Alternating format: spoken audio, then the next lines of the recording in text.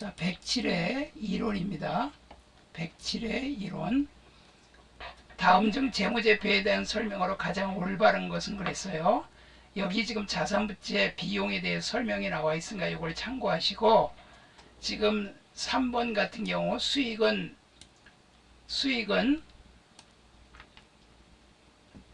자산의 유입 또는 부채의 감소에 따라 자본의 증가를 초래하는 특정 회계기간 동안에 발생한 경제적 효익의 증가로서, 여기 수익은 자산의 유입 또는 부채의 감소, 자본의 증가를 초래하는 특정 회계기간 동안에 발생한 경제적 효익. 다시 말하면 저기 수익이에요. 자산이 늘거나 부채가 감소되거나 이렇게 해서 수익이 이제 발생하는 건데, 경제적 효익의 증가로서, 이제 말이 좀 약간 유식하게 나왔는데, 지분 참여자에 대한 출연과 관련된 것은 제외한다. 이거는 이제 투자자가 이제 투자한 거를 제외하고 나머지 자본의 증가를 가져오는 것들, 법인기업은 이제 잉여금의 증가를 가져오는 것들, 그런 것들을 말하는 거죠. 수익이라는 거는 이게 물건을 팔면 돈이 들어오고, 또 이렇게 해서 이익이 나는 거죠. 요 3번 문제가 정확한 거고, 나머지는 약간 문제가 있어요. 요 1번은 요 현재란 말이 문제가 있어요. 과거 사건의 결과로 통지하고 있고, 그 다음에 과거의 거래로 내가 이제 건물이나 토지를 보유하고 있거나 아니면 상품을 샀거나 해서 앞으로 돈을 벌 수 있는 거니까 요 현재란 말이 잘못됐고요. 현재란 말이 잘못됐어요. 여기서는 현재란 말이 틀려서, 요게 틀려서 이렇게 되고, 세 번째 거는 이제 맞는 얘기고, 두 번째는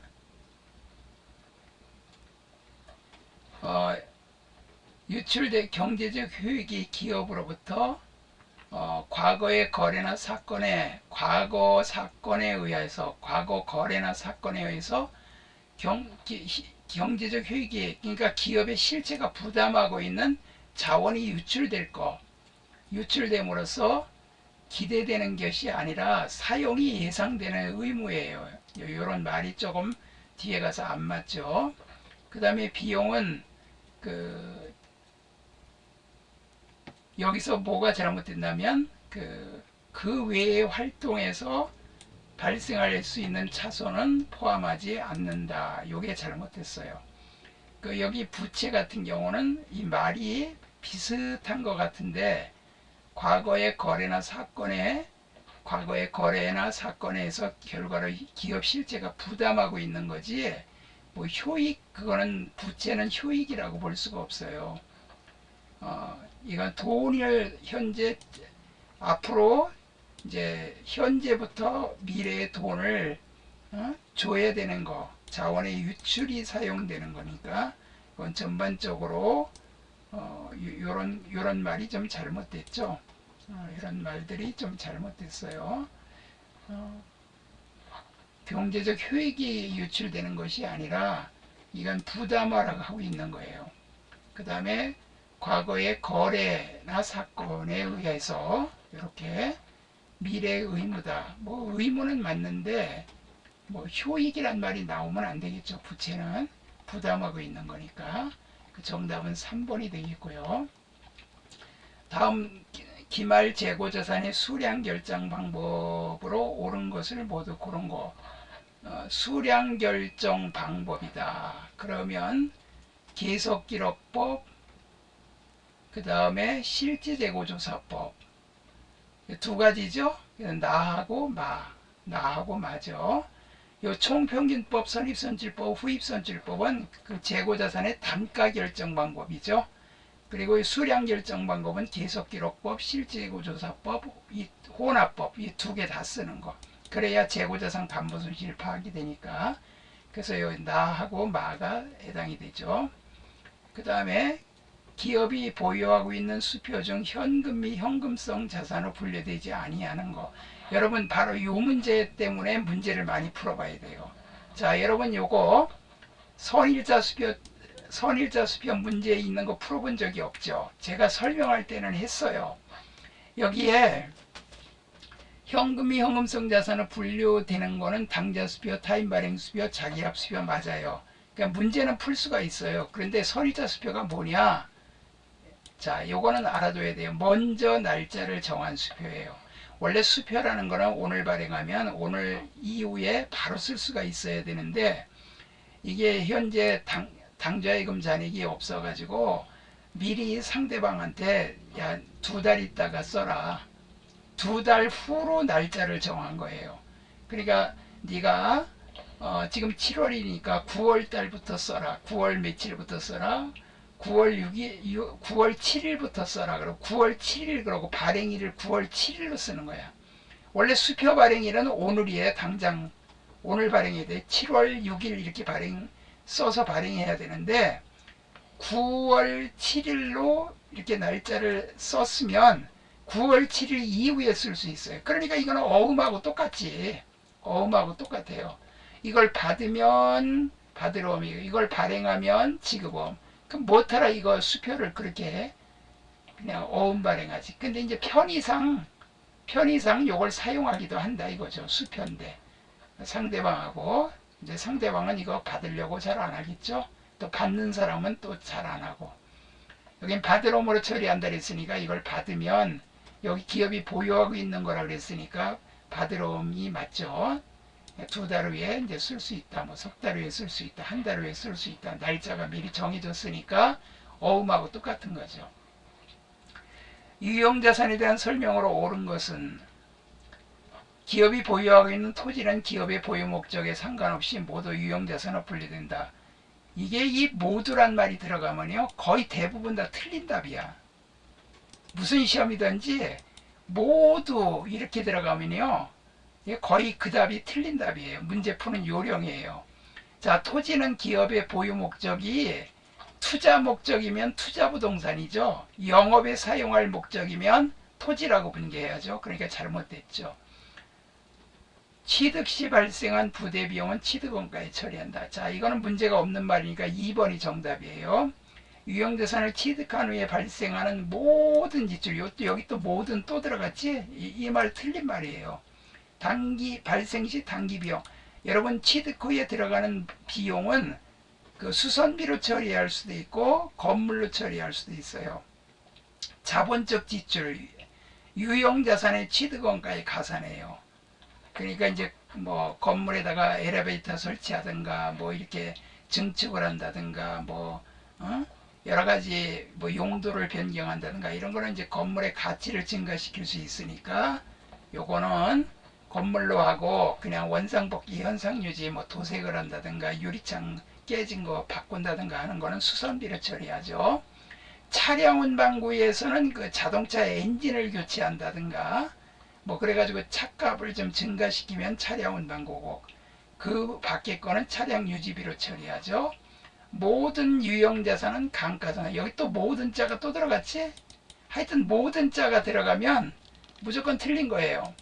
모든 자가 들어가면. 왜 틀렸을까요? 자, 감가상각 안 하는 자산 있죠. 무슨 자산? 자, 토지하고 건설 중인 자산은 감가상각 안 하죠. 그러니까 2번만 정답이고 나머지는 다 틀렸어요. 보통 일반적으로 국가시험 볼 때 모두 자 들어간다 그러면 다 오답으로 체크하면 되는 그런 푸는 요령도 있어요. 단기매매 증권이래요. 매도 가능 증권일 때는 평가손실은 자본에 속하기 때문에 단기 순이익하고 영향이 없는데 단기매매 증권에 관련된 거는 전부 다 단기 손익하고 관련이 있죠. 손익계에서 반영되는 영업의 손익의 금액은 얼마인가. 그러니까 이게 이제 이익 난 것도 있고 손해본 것도 있죠. 취득원가가 50인데 공정가치가 20이야. 그럼 이 옆에다가 플러스 20 쓰세요. 이런 건 문제 풀을 땐 쓰면서 해야 돼. 플러스 20.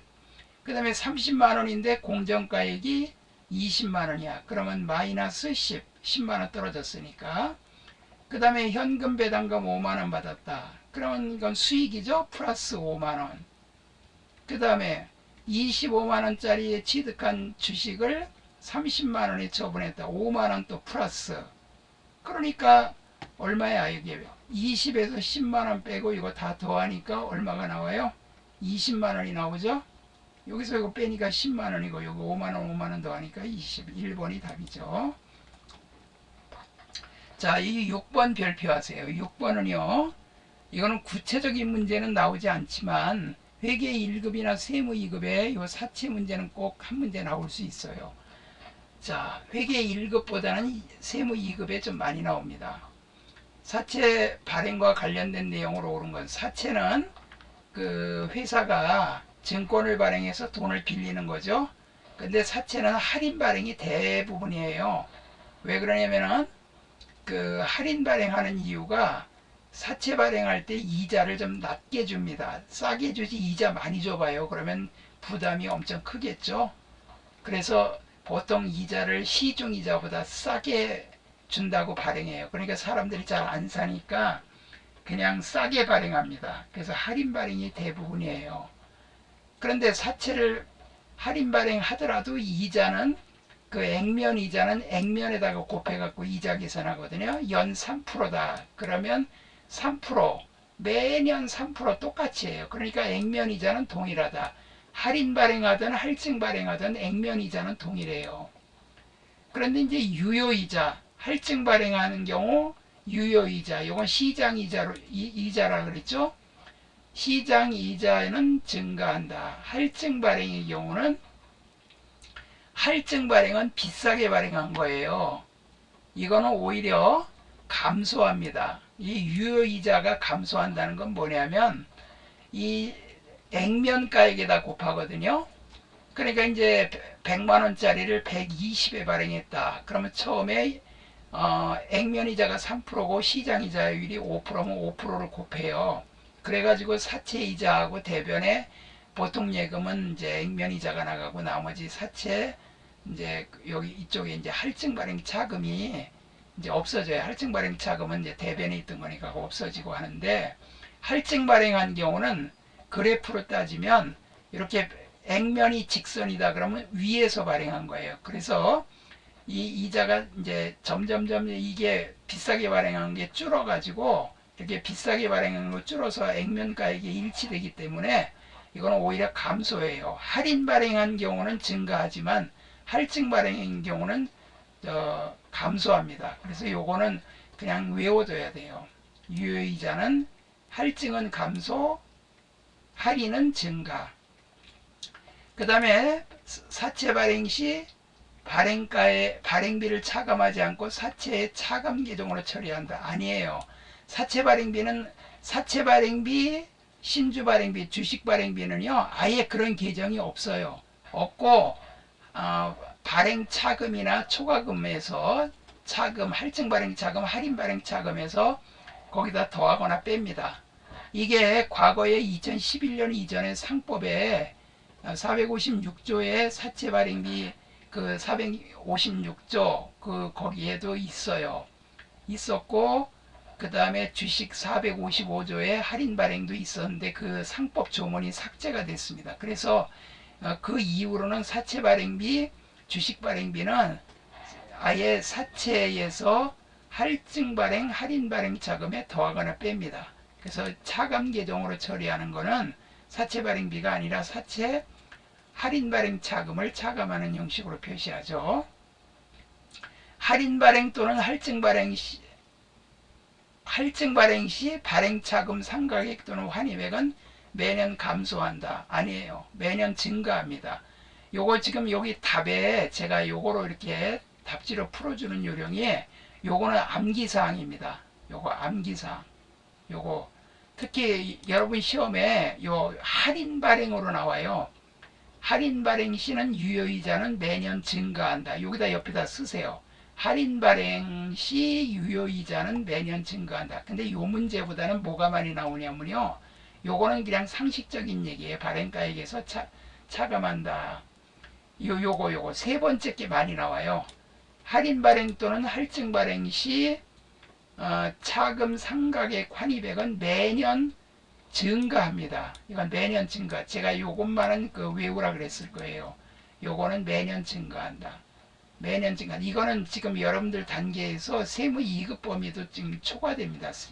그래서 이거는 그냥 암기해 버리세요. 할인 발행, 할증 발행 시 차금은 매년 증가합니다. 이걸 뭐 좀 설명을 하면 이렇게 직선 평행선 그린 거에서 할증 발행은 이렇게 그 평행선보다 위에 있다가 점점 줄어들고, 할인 발행은 이렇게 점점 이렇게 올라가서 액면가액이 일치되게 되거든요. 그래서 이게 그 상각액, 환입액은 매년 이렇게 증가가 되게끔 돼 있어요. 요거는 제가 프린트에도 요거 다 해놨습니다. 요 마지막 거 하나는 외우세요. 그리고 요거는 상식적인 얘기니까 이제 요런 계정 안 쓰고 그냥 가감한다, 차감하고, 또는 할증 발행에서는 이제 사채 발행비는 발행가액에서 차감하지만 그 할인 발행 차감에는 더하겠죠. 요거 저 프린트에서 그 분개한 거, 사채 부분 분개한 거에 그 예를 들어서 분개를 해놨습니다. 그걸 참고하세요. 다음에 계정 과목의 자본 항목의 분류가 올바르게 연결된 것은, 올바르게 연결된 거. 자, 주식 발행 주감자, 주식 발행 조각은 감자 차익, 자기 주식 처분 이익은 자본 이익금이에요. 근데 이거 이익 이익금 틀렸죠? 자기 주식 처분 이익이 자본 이익금이고 처분 손실은 자본 조정이니까 2번이 맞아요. 자기 주식도 자본 조정입니다. 자기가 발행한 주식 자기가 가지고 있으면 자본이 감소된 거예요. 그만큼. 매도 가능 증권 평가손익은 기타 포괄손익 누계죠. 그러니까 이거 잘못됐죠. 2번이 답입니다. 그 다음에 8번. 유형자산의 자본적 지출을 수익적 지출로 잘못 처리한 경우 단기의 당기순이익과 차기의 당기순이익 미치는 영향으로 올바른 것은, 이거는요, 이런 거 나오면 이거 별표하세요. 무조건 분개를 하세요. 자본적 지출을 수익적. 그럼 자본적이면 차변에 건물, 대변에 현금 이렇게 쓰세요. 옆에다가. 푸는 요령에 무조건 원래 분개를 쓰세요. 원래 맞는 분개, 정확한 분개를 쓰세요. 자본적 지출로 처리할 거면 차변에 건물, 대변에 현금 이렇게 할 거를 수익적 지출로 잘못 처리해서, 그러면 그 건물을 살짝 이렇게 한 줄 긋고 수선비라고 쓰세요. 자, 건물로 처리할 걸 수선비라고 처리했으니까 비용이 늘었죠. 비용이 늘었으니까 비용이 늘었어요. 원래 비용 늘리면 안 돼요. 비용 늘리면 안 되는데 비용을 늘리는 바람에 순이익은 과속 예상됐겠죠. 왜냐면 수선비로 하면 안 되고 건물로 해야 될 걸 수선비로 하는 바람에 비용이 늘면은 순이익이 줄죠. 그래서 순이익을 과속 예상되고, 그 다음 연도에 가서는 순이익은 과대 예상됩니다. 요때 비용으로 해서 순이익을 줄이면 그 다음번에 가서는 이건 과대 예상돼요. 차기 2월 되면 그 반대가 됩니다. 그 다음에 9번 메모론가에 대해서 해당하지 않는, 메모론가에 해당하지 않는 거. 메모론가는 과거의 원가입니다. 그 역사적 원가, 과거의 원가인데, 이 메모론가는 그 옛날에 사왔던 취득가액과 감가상각 두개 뺀 장부가액이 얼마짜리인데 내가 이거를 수리해서 팔 거냐 그냥 팔 거냐 이런 결정할 때 과거에 취득했던 그거는 필요가 없다는 얘기예요. 자, 메모론가는 전기 승용차 구입 결정을 함에 있어 사용하던 승용차 처분 시 기존 승용차의 취득원가, 옛날에 사온 건 필요 없다는 얘기예요. 메모론가는 옛날 거니까 땅에 파묻혔다. 옛날 건 필요 없어요. 과거 의사결정으로 발생하는 원가로 향후 의사결정을 통해 회수할 수 없는 취득원가. 그 당연하죠. 과거에, 여기 과거의 의사결정으로 사왔던 거니까 뭐 이렇게 회수할 수가 없죠. 옛날에 돈 주고 샀는데 어떻게 다시 그거 물러요. 할 수가 없죠. 사용하고 있던 기계장치 폐기 여부를 결정할 때 취득원가, 제가 설명했었죠. 다 이거 취득원가, 요 끝에 다 취득원가란 말이 들어갔죠. 요거는 다 메모론가예요. 취득원가는. 그런데 공장의 원재료 운반용 화물차를 판매 제품의 배송용으로 전환하여 사용할지 여부를 결정할 때 새로운 화물차의 취득가, 이건 새로운 거죠. 새로운 거. 그러니까 이거는 메모론가가 아니라 새 거야. 새 거. 이건 신빙이에요. 새 거니까 이거는 메모론가가 아니에요. 그래서 4번이 답이에요. 그러니까 메모론가는 과거의 취득원가다. 이렇게 외워두시면 문제 풀 때 쉬워요. 자, 이제 원가액입니다. 여기 지금 요것도 원가액이에요. 9번도. 다음 등 제조원가에 관련된 설명으로 옳지 않은 것은 4번 같은 경우 변동원가는 관련 조업도 내에서 조업도가 증가할수록 단위당 변동원가가 증가한다. 변동원가는요 이렇게 생각하시면 돼요. 하나 만들 때 하나 값, 두 개 만들 때 두 개 값, 세 개 만들 때 세 개 값. 변동원가 옳지 않은 것 그랬어요. 제조원가에 관한 설명으로 옳지 않은 것.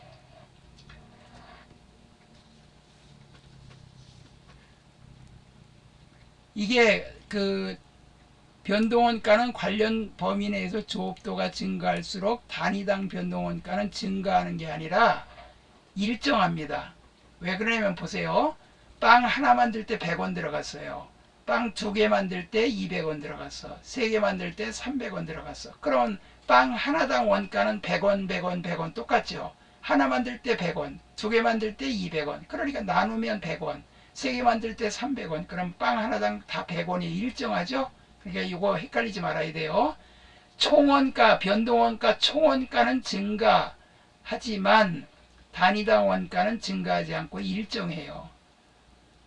그 다음에 간접원가는 제조 과정에서 발생하는 원가지만 특정 제품, 특정 부분에 직접 추적할 수 없는 원가다. 공통으로 들어간 거죠. 공통으로. 그래서 이거는 제조간접비는 우리가 배부를 해줘야 돼요. 조업도의 증감에 따라 총원가가 증감하는 원가를 변동원가라 하며 직접 재료원가, 직접 노무원가는 변동비속하죠. 당연하죠. 빵 하나 만들면 하나 값, 두 개 만들면 두 개 값, 세 개 만들면 세 개 값.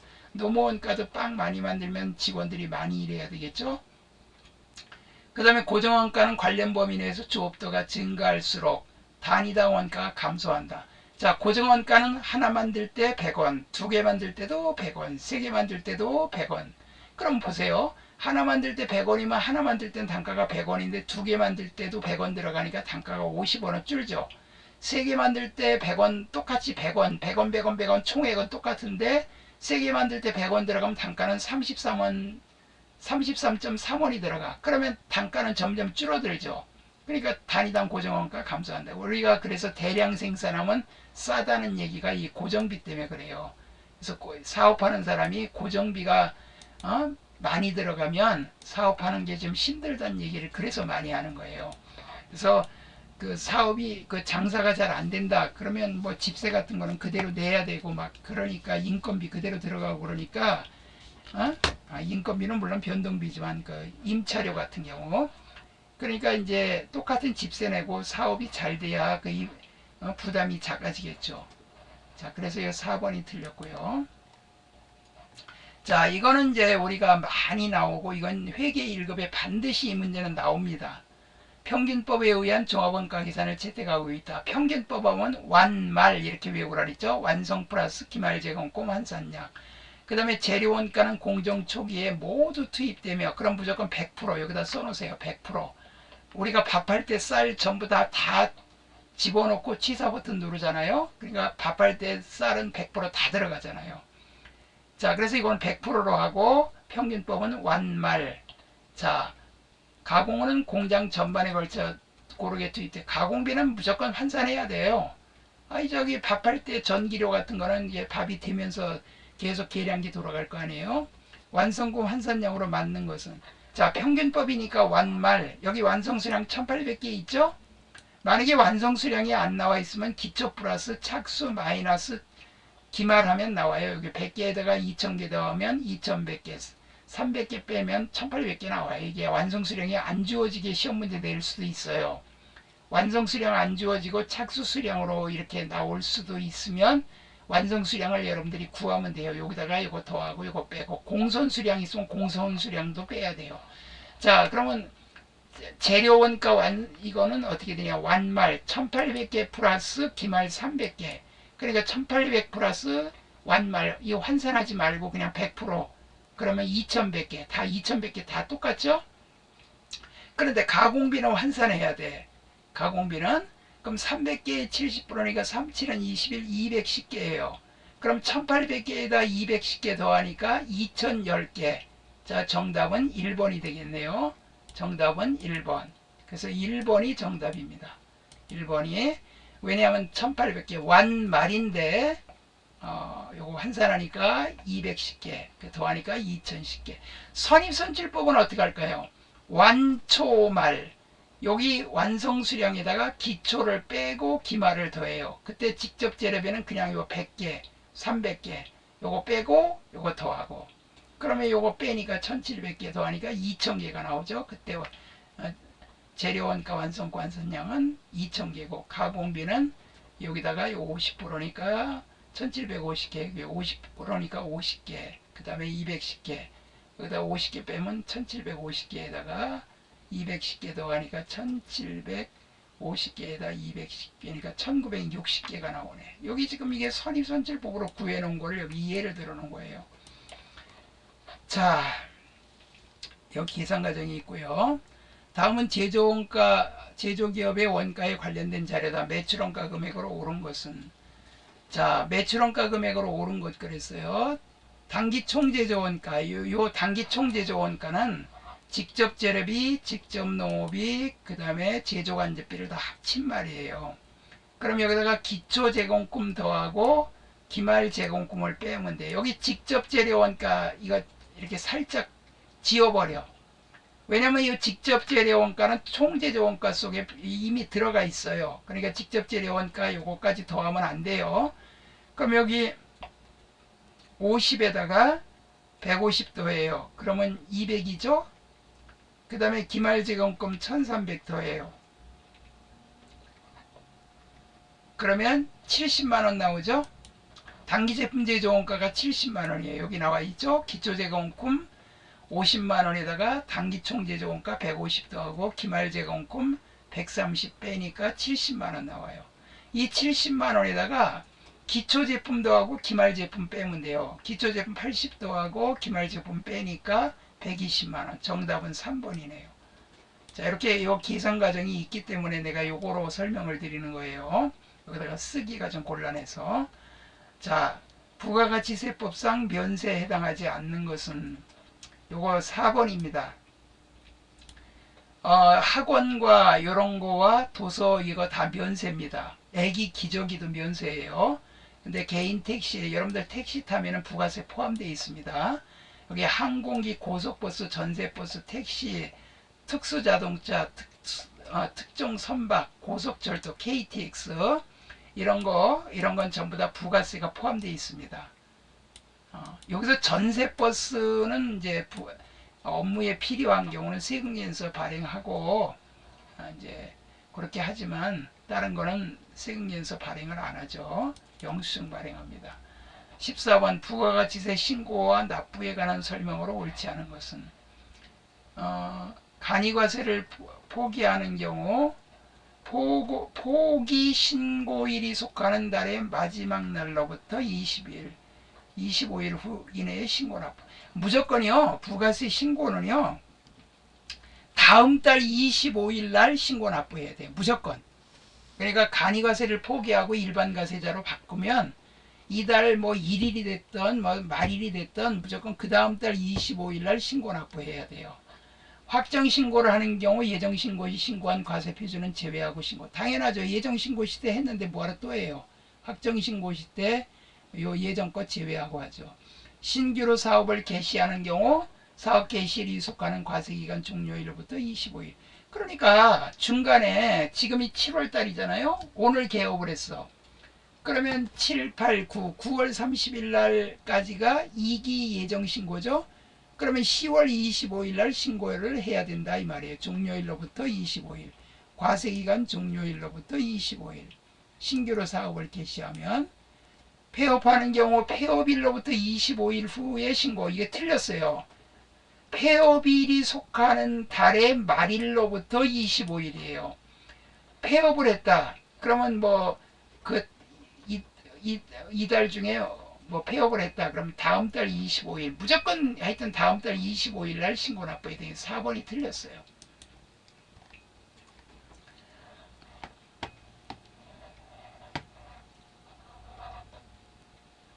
자, 부가가치세법상 법인사업자의 사업자 등록 정정사유가 아닌 거. 정정사유는요, 사업의 종류가 변경되거나 상호를 변경하거나 사업장을 이전하면 주소가 바뀌죠. 근데 주주가 변동된 거는요, 사업자 등록증에 안 들어가요. 주주가 변동된 거는 그 별도로 그 주주 명부라고 따로 있어요. 거기에다가 기재하지, 여기 그 사업자 등록증의 정정사유 아니에요. 그리고 정정사유 아닌 것도 하나 있죠. 그 대표자가 변경된 경우, 그 증여에 의해서 대표자가 변경된 경우, 뭐 남편이 하다 부인한테 사업을 양도한다든가, 이렇게, 또는 다른 사람한테 양도한다든가, 그런 폐업사유죠. 근데 상속에 의해서 대표자가 변경된 경우는 정정사유입니다. 상속은 그냥 그대로 이어받는 거기 때문에. 자, 이렇게 해서 이론 문제가 이제 끝났어요. 자, 108의 이론입니다. 자기 주식을 취득가액보다 낮은 금액으로 처분한 경우 다음 중 재무제표상 자기 주식 취득가액과 처분가의 차익이 표기되는 항목으로 옳은 것은, 자기 주식 그러니까 낮은 금액으로 처분했어요. 그럼 자기 주식 처분 손익이죠? 손실이죠? 낮은 금액으로 처분하면 자기 주식 처분 손실은 자본 조정이죠? 4번이 답이에요. 이거를 좀 키울 수가 없나? 120%.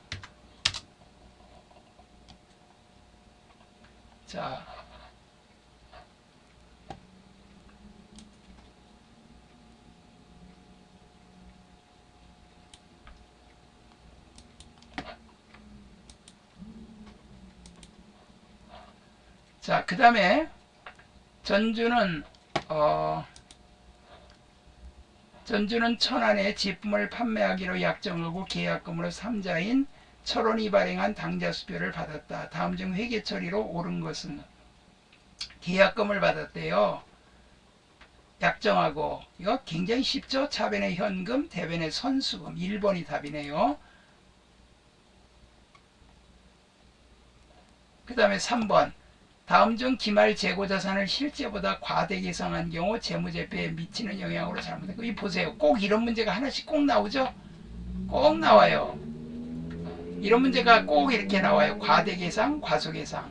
자, 요건 T자를 그리시라 그랬죠. T자. 요런 거 나오면 상품이란 T자를 그리시고 차변에 기초 쓰세요. 그리고 차변에 매입 쓰시고 대변에 매출원가, 그 다음에 대변에 기말. 그러면 기말 재고 자산을 과대했어. 그러면 기말을 위로 화살표. 기말을 위로 화살표라면 기말을 키우면 매출원가는 밑으로 화살표. 매출원가가 줄어들겠죠? 그러면 기말 재고 자산을 과대 계상했으면 자산이 실제보다 과대 계상된다. 맞죠? 이거 잘못된 거 고르는 거예요. 그 다음에 매출총익이 실제보다 과대 계상된다. 보세요. 기말을 늘리니까 매출원가가 줄어들죠. 매출원가가 줄어드니까 매출액에서 매출원가 뺀 게 매출총이익인데 매출원가가 줄어드니까 매출총이익이 과대 계상되죠. 그 다음에 매출원가가 실제보다 과소 계상된다. 자, 기말재고 위로 화살표, 매출원가 밑으로 화살표니까 과소 계상된 거 맞죠? 자본총계가 실제보다 과소 계상된다. 이게요, 기말재고자산을 더 이렇게 위로 화살표로 늘렸어. 그러면 기말재고가 자산이죠? 자산이 증가되면 자본도 증가되죠? 그러니까 이건 과대 계상이 돼야 맞죠? 그러니까 2번이 틀렸죠. 요렇게 매출원가가 나오면, 요런 게 나오면 상품을 그리고 나머지 분계 문제가 나오면 원래 분계를 하고 그걸 살짝 지우고 잘못된 분계를 쓰고 따지면 문제를 다 풀 수 있어요. 다음 일반 기업회 기준상 무형자산의 상각에 대한 내용으로 옳지 않은 것은, 무형자산의 상각은 독점적, 배타적인 권리를 부여하고 있는 관계 법령이나 계약에 정해진 경우에도 20년을 초과할 수 없다. 이게요, 뭐가 잘못됐냐면요, 이게 20년을 초과하게끔 법령에 정해져 있다면 20년을 초과할 수 있어요. 그러니까 무형자산은 20년을 초과할 수 원래는 없어요. 원래는. 그러나 그 관계 법령이나 계약에 따로 정해진 경우가 있어요. 이거는 30년으로 생각을 할 거다. 그러면 20년을 초과할 수도 있습니다. 근데 없다 그랬으니까 3번이 틀렸어요. 자, 그 다음에 1번은 이렇게 여러 가지 방법이 있지만 합리적인 방법을 정할 수 없는 경우는 정액법. 이거는 세법에 그렇게 나와 있어요. 정액법으로 한다. 무형자산은 정액법. 그 다음에 유형자산 중에 토지하고 건설 중인 자산은 감가상각 안 하고, 건물하고 구축물은 정액법. 회사가 알아서 뭐 방법을 정하지 않을 때는 정액법이고, 기계장치라든가 비품이라든가 이런 거는 정률법. 근데 그 업무용 승용차 있잖아요. 업무용 승용차는 정액법으로 5년 동안 상각하도록 세법에서, 법인세법에서 정해놨어요. 왜냐하면 그 회사가 그 회사 이름으로 자동차를 사가지고 자기 자녀들한테 그걸 운행하게 하고 회사 비용으로 처리하는 걸 막기 위해서 그런 세법에서 그렇게 정해놨습니다. 그래서 이거는 그냥 합리적인 방법이 없을 땐 정액법으로 한다. 내부적으로 창출한 영업권은 원가의 신뢰성 문제로 인하여 자산으로 인정되지 않는다. 맞아요. 우리 회사를 팔면은 얼마 더 받을 거 있다. 그런 거는 자산으로 인식하면 안 돼요. 다른 회사를 비싸게 주고 사온 것만 영업권이에요. 이 영업권은 권리금이라 그랬죠. 무형자산은 잔존가치가 없는 것으로 원칙을 하나 예외도 존재할 수 있다. 존재할 수 있어요. 원래는 원칙적으로는 잔존가치가 없는 거로 봅니다. 그 다음에 단기 투자자산의 합계액을 계산한 것으로 보는 것. 단기 투자자산은요, 단기란 말은 1년 이내예요. 1년 이내. 그러면 1년 이내면 여기 현금 3개월 이내는 현금이 현금성 자산이야. 여기 현금, 당좌예금, 우편안증서 요거는 그 현금이 현금성 자산이고, 단기 투자 자산은 요거는 외상매출금은 매출 채권이라 해당이 안 되고 정기예금 투자한 거죠. 1년 만기. 그러니까 딱 1년까지는 유동자산으로 들어갑니다. 1년을 초과해야 비유동자산이에요. 단기매매증권, 이것도 두 개 합친 게 바로 답입니다. 그래서 1번이 답이에요. 단기 투자자산. 그러니까 우리가 재무제표 작성할 땐 단기 투자자산으로 작성이 됩니다. 우리가 정기예금, 단기매매증권으로 분개를 하지만 그 보고용 재무제표, 그 다음에 그 표준용 재무제표는 그 세무서에 보고하는 겁니다. 거기는 그렇게 표시돼요. 보고용에도. 다음 중 비유동 부채에 해당하는 것은 모두 몇 개인가? 여기는 비유동 부채에 해당하는 건 요거 하나죠. 하나. 아까 봐. 사채도 있네. 사채하고 가하고 납원 두 개. 사채하고 퇴직급여 충당부채. 유동성 장기부채는 유동부채예요. 선수금도 유동부채. 장기차입금은 비유동부채지만 갚을 날이 1년이 안 남으면 유동성 장기부채로 바꿔준다 그랬죠. 차변에 장기차입금, 대변에 유동성 장기부채. 거래처 적어줘야 되고. 자, 기업의 기준에 근거해 재고자산을 평가하는 경우 재고자산의 평가 손실은 얼마인가? 기말 재고 수량 100개, 200개인데 취득원가가 이거예요. 취득원가가 이거. 그런데 이제 요게 추정 판매 가격, 순실형 가능가치, 요거는 실제로 팔아서 내가 받을 수 있는 거, 비용 같은 거 뺀 금액이에요. 판매비 뺀 거. 그럼 75,000원에서 65,000원 빼니까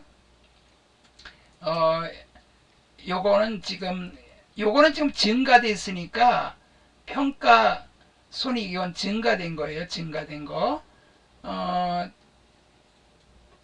여기서 지금 취득가액을 이게 5만원짜리인데 7만원짜리로 지금 증가됐다고 평가 이익으로 계산하지 않습니다.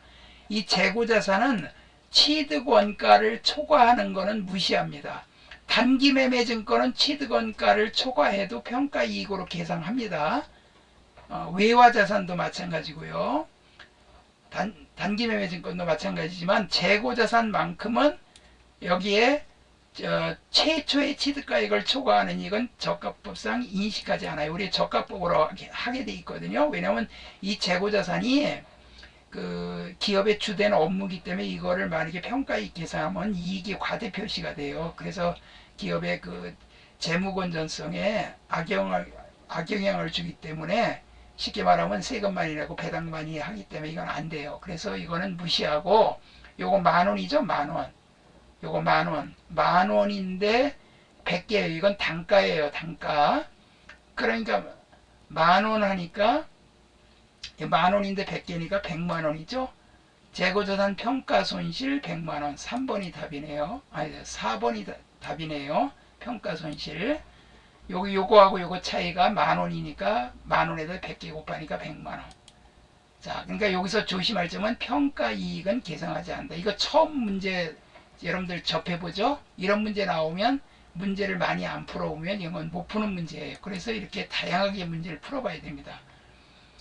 그 다음에 다음 중 수익인식에 대한 설명으로 가장 옳은 것은, 자, 수익인식, 시용판매의 경우는 수익의 인식은 구매자 구매 의사 표시 1이다. 당연하죠. 이거 써보고 마음에 들면 저기 사세요 그러면 나 사겠습니다 하면 구매자 의사 표시가 될 때 그 표시하는 날이 바로 수익이 인식되는 거예요. 매출액으로 잡는다 이거예요. 예약 판매의 경우 수익 인식은 여기 나와 있죠. 진행 기준이에요. 예약 판매 이거는 할부 판매는 회수할 때가 아니라 항상 회수할 때가 아니라 이거는 수익을 판매 시점에 인식해요. 이자는 관계없고. 자, 그 다음에 위탁 판매는 위탁자가 수탁자에게 제품을 인도하는 시점이 아니라 수탁자가 제품을 판매한 시점이에요. 그래서 1번만 답이 맞습니다. 자, 그 다음에 9번 원재료 매입액은 20억이고 재고액이 기초 원재료보다 3억이 감소한 경우 단기 원재료 원가는 얼마인가? 자, 단기 원재료 원가, 원재료 매입액, 재고 감소액 3억이에요. 원재료 재고액이 3억이 감소했어. 단기의 원재료 매입액, 단기의 원재료 원가는 얼마인가? 원재료 매입액이 있고 원재료 감소액이 3억 있어요. 그러니까 기초 원재료에다 매입액도 하고 기말 원재료 빼요. 이런 식으로 계산하니까 여기에 3억이 감소했다. 기초 원재료 재고액보다 3억이 감소했다. 이 말은 기초가 더 크다는 얘기입니다. 기초가 더 크다는 얘기예요. 3억이. 그러니까 기초는 3억이고 기말은 빵이에요. 기말은 빵. 여기다 제로라고 적고 여기다 3억이라고 적으세요. 기초에다가 3억. 그럼 23억이 되겠죠? 정답은 3번이에요. 그러니까 기말이 기초보다 3억이 감소됐다는 것은 적다 이 말이에요. 그러니까 기초가 더 크다는 얘기죠. 기초가 3억이고 기말은 빵이니까 이거 더하니까 23억이 되죠. 제조원가 구성 요소로서 옳은 것을 모두 고른 것은, 제조원가 명세서는요. 여기 요거는 안 돼요. 이건 손익계산서 들어가요. 요거는 당기점 제조원가는 원가 명세에 들어가죠. 이거 한번 풀어본 것 같아요. 답원은 제외해야 됩니다. 가나라마 4번 답이네요. 기말 제품 재고액은 손익계산서에 들어가는 겁니다. 그 다음에 당사는 직접 노무 시간을 기준으로 별표하세요. 이 문제 꼭 시험에 나와요. 제조간접비를 배분, 이거 세무이급에도 단골 문제입니다. 제조간접비 직접 노무 시간 동그라미, 제조간접 실제 발생액은 50이고 예정 배부율은 200원, 직접 노무 시간, 실제 직접 노무 시간이 3,000시간일 경우 배부 차이로 오른 것은, 자, 이거 우리가 예정 배부액은 실제에다 곱한다 그랬죠. 실제 노무 시간에다가 예정 배부율 곱한다 그랬죠. 그때 제가 놀러 갈 때 실제로 놀러 간 사람에다 곱하라 그랬죠. 설악산 가기로 했는데 실제로 놀러 간 사람에다가 곱한다 그랬어요. 그러니까 요거 곱하기 하니까 2, 3은 6, 2, 3은 6 하니까 60만원 나와요. 예정이 60만원, 예정이 60인데 실제가 50이에요. 그럼 예정이 더 많으면 과대배부죠. 10만원 과대배부. 1번이 답입니다. 예정이 많으면 과대. 이건 이익이에요. 예정보다 실제가 적게 썼으니까. 그 다음에 공정별 다음 종합원가 계산에 대한 설명으로 옳지 않은 것은 공정별로 원가가 짓게 되므로 원가에 대한 책임 소재가 명확하다. 원래 종합원가는 공정별 1공정, 2공정 이런 식으로 해요. 일반적으로 원가를 재료원가, 가공원가로 구분하여 계산한다. 옳지 않은 것은 일반적으로 원가를 재료원가와 가공원가 맞죠? 기말제공금이 존재하지 않는 경우 평균법과 단기완성금 원가는 일치한다. 완성금 원가와 기말제공 원가가 일치된다. 단기 완성금 원가와 기초제공금이 존재하지 않으면 평균법과 선입선출법이 똑같아져요. 왜냐하면 완말, 완초말 할 때 초가 빠져버리면 그냥 똑같이 완말이 돼요. 기말제공 원가가 일치되니까 그 기말제공금이 일치가 돼버리니까 기초 플러스 단기 제조 비용에서 기말을 빼는데 기말 빼는 게 똑같으니까 완성금 원가도 똑같죠.